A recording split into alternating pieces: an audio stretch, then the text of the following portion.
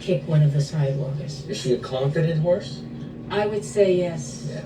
So usually confidence leads to dominance. She like to move her feet a lot? Yes. And does she have a low, medium, or high spirit? Is she the kind of horse that just go, go, go, like all the time? No. So she's medium, maybe. Medium. So maybe this is an assertiveness issue. And one of the things I've always been teaching for years is that there's two kinds of people it tends to be. The carrot person who's going to be really, really nice and just go there. The other extreme is the stick person, and in the middle of the road is a carrot stick person. Do you have it today? I have my orange carrot stick with me today. That's a magic stick. Yeah. Well, it reminds us to be the extreme middle of the roadist. And I got my magic leash. Because this My is magic leash. a dream come true Is it? for me because It's a dream come true for me to work with this guy right here. because you guys 20 years have wanted done to so work with much for, if I just may say, for people, how people treat dogs and how people treat horses. It's best of both worlds. It's Horse really and a what. dog. Well, that's my dream. Let's do it. Great. After assessing the case, the two experts decide that Pat should go first, working with the unmanageable mare, Cupcake. Horses are prey, so let's get the prey balanced, and then it will make it easier for the predator to stay balanced. That's why I suggest to Pat, you start first. First, I want her to see it work. That's the truth. So I think I see some things here that could help you really easily.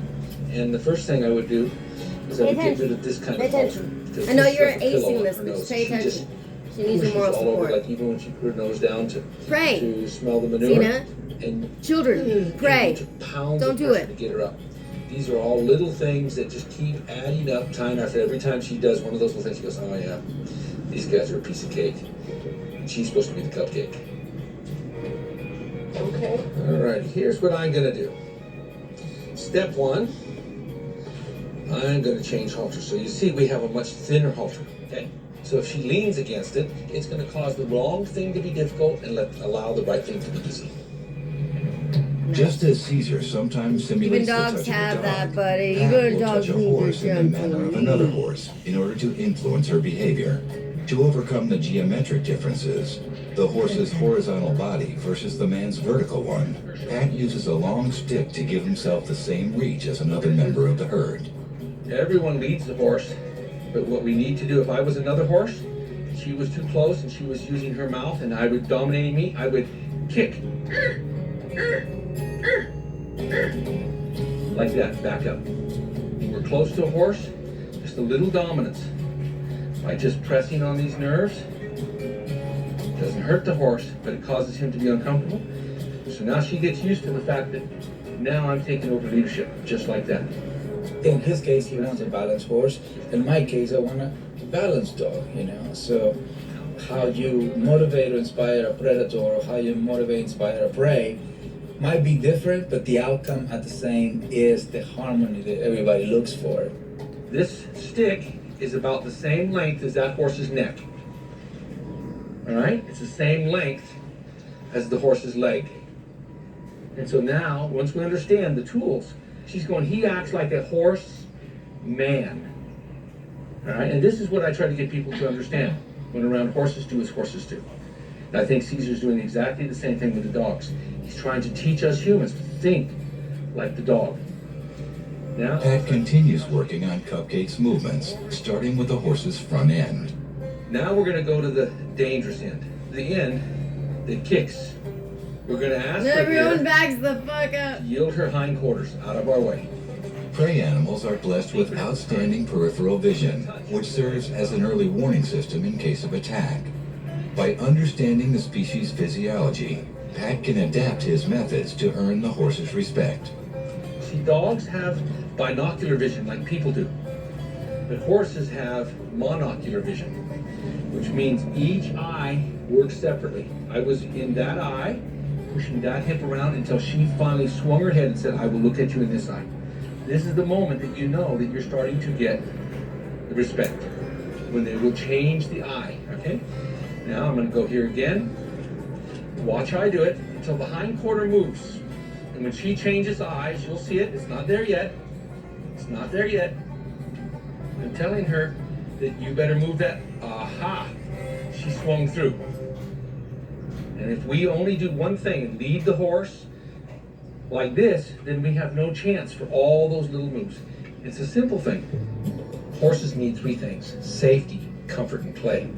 And here's the real secret. If you can ever get a horse to engage with you and play, that tells you that he feels safe and comfortable. So we'll do whatever it takes to get a little bit of rapport once in a while.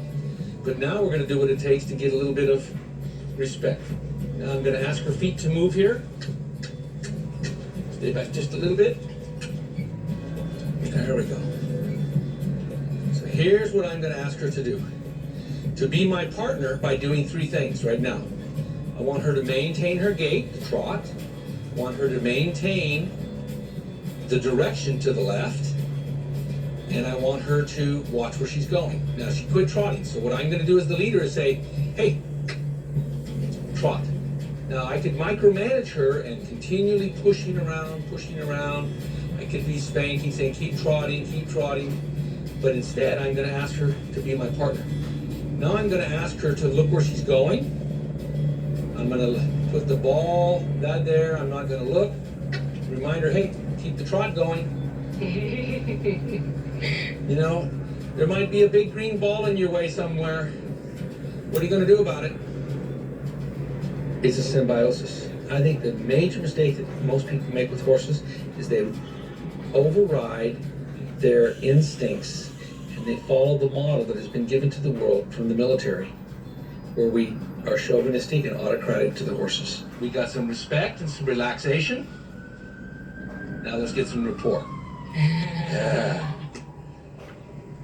We don't ever want to lose any one of those three. All right? Now, there is nothing dogmatic about horses. What we have to do is we have to have a skeleton of ideas. We have to have a philosophy. We have to have a set of patterns that promote partnership. And what we really want her to be is a partner. Now, we can have her partnership, it looks like, at slow speeds here, or at a halt. It's when we get going.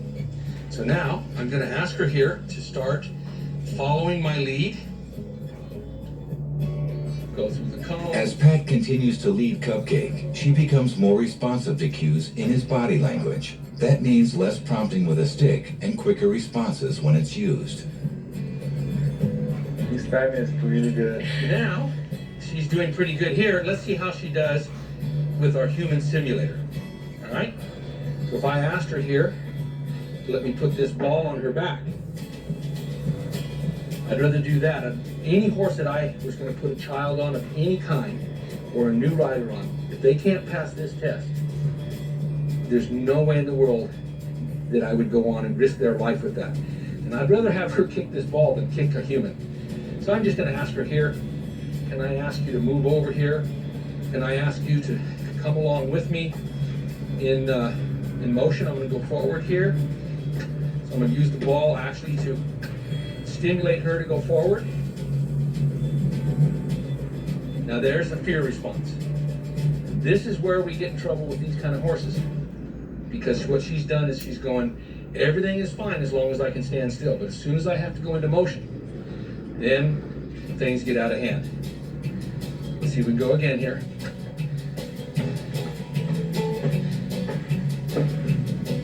Again, stand still, good. What does she think about when we have to ask her here? To walk along. What does she think if she had to have that ball? Now she's worried a little bit, then we're gonna just relax for a moment, retreat. She blinks her eyes. If she's blinking, she's thinking. If she's not, she's hot. Body language is universal language. I've got it, dogs got it, horses got it. So we're gonna go forward again. There it came. That's what we were waiting for. That licking of the lips. That's how horses let us know that they're using the left side of their brain again.